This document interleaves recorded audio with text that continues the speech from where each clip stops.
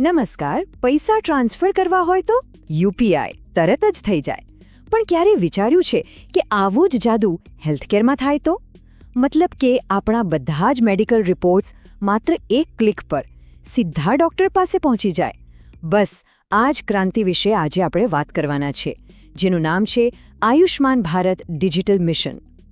ચાલો એક સીન યાદ કરીએ, જે લગભગ આપણા બધા સાથે ક્યારેક ને ક્યારેક તો થયો જ હશે.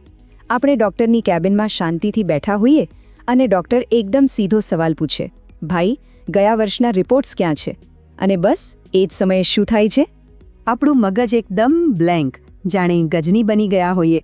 પછી આપણે માથું ખંજવાળીએ, યાદ કરવાની કોશિશ કરીએ, ઘરે ફોન કરીએ, આખું કબાટ ઊંધું કરી નાખીએ, પણ રિપોર્ટ્સ તો જાણે ગાયબ જ થઈ ગયા હોય. બહુ જ સામાન્ય સમસ્યા છે નહીં? અને આજ તો છે જૂની ફાઇલોનો ભાર. જ્યારે રિપોર્ટ્સ ન મળે એટલે ડૉક્ટર શું કહે? કંઈ વાંધો નહીં, ચાલો ફરીથી ટેસ્ટ કરાવી લઈએ.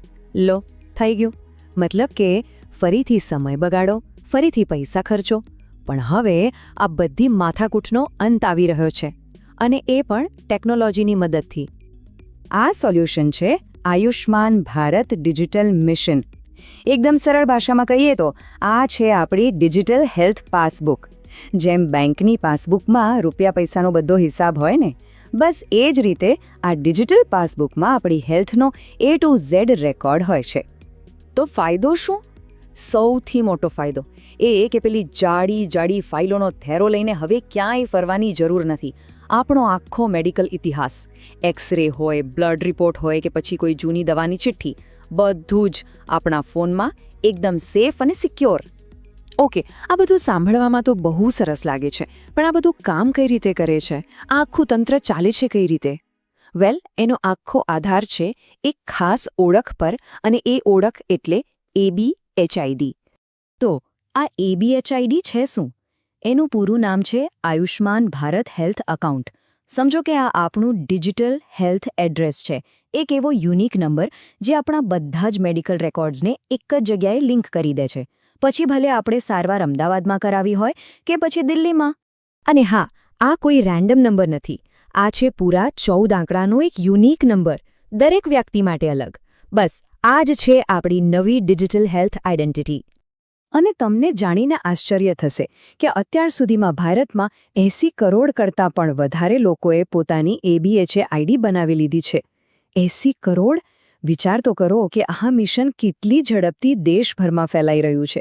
પણ જુઓ, આ મિશન ખાલી દર્દીઓ માટે જ નથી. આ એક આખું ઇકોસિસ્ટમ છે. કઈ રીતે? તો જુઓ, દર્દીઓ માટે છે ABHID, ડોક્ટરોનું પણ રજિસ્ટ્રેશન થાય છે HPR એટલે કે હેલ્થકેર પ્રોફેશનલ્સ રજિસ્ટ્રીમાં, અને હોસ્પિટલોનું રજિસ્ટ્રેશન થાય છે HFR એટલે કે હેલ્થ ફેસિલિટી રજિસ્ટ્રીમાં. આનો ફાયદો શું? ફાયદો એ કે આખી સિસ્ટમ વેરીફાઈડ થઈ જાય છે. આપણને ખાતરી રહે છે કે ડોક્ટર અને હોસ્પિટલ બંને સરકાર દ્વારા પ્રમાણિત છે. હવે આટલી મોટી રાષ્ટ્રીય યોજનામાં જો કોઈ રાજ્ય સૌથી આગળ દોડી રહ્યું હોય તો એ છે આપણું ગુજરાત.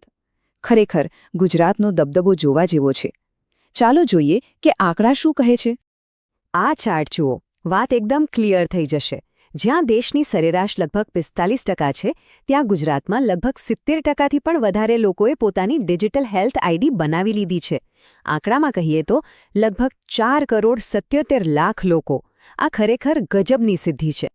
અને વાત ખાલી રાજ્ય પૂરતી સીમિત નથી. શહેર સ્તરે પણ જુઓ, ભાવનગર જેવા શહેરો તો આ મિશનને લાગુ કરવામાં આખા દેશમાં અવ્વલ રહ્યા છે. આનાથી એ સાબિત થાય છે કે આ બદલાવ માત્ર મોટા શહેરોનો નથી, પણ છેક ગ્રાસરૂટ લેવલ સુધી પહોંચી રહ્યો છે. સારું, તો અત્યારે તો આ મિશન જબરદસ્ત કામ કરી રહ્યું છે, પણ આ તો માત્ર શરૂઆત છે. આનો સાચો પ્રભાવ તો આવનારા સમયમાં જોવા મળશે. તો સવાલ એ છે કે ભવિષ્યમાં શું? આગળનો રસ્તો કેવો છે? આગળનો પ્લાન એકદમ ક્લિયર છે. પહેલું, સરકાર બજેટ વધારી રહી છે. બીજું, આર્ટિફિશિયલ ઇન્ટેલિજન્સ એટલે કે AI જેવી ટેકનોલોજીનો ઉપયોગ વધશે. વિચારો, AIની મદદથી કદાચ ભવિષ્યમાં રોગોની આગાહી પણ કરી શકાય. અને આ બધાનો અંતિમ ગોલ શું છે? Universal health coverage. મતલબ કે દેશના ખૂણે ખૂણામાં રહેતા દરેક નાગરિકને સારી અને ગુણવત્તાવાળી હેલ્થકેર મળી રહે. અને સરકાર આ બાબતે કેટલી સિરિયસ છે એ આ આંકડો બતાવે છે. 2026-27ના બજેટમાં આ મિશન માટે 350 કરોડ રૂપિયાની ફાળવણી કરવામાં આવી છે.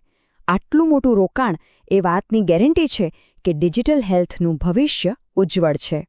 આખરે આ બધી દોડધામનો હેતુ શું છે? આ એક વાક્યમાં બધું જ આવી જાય છે.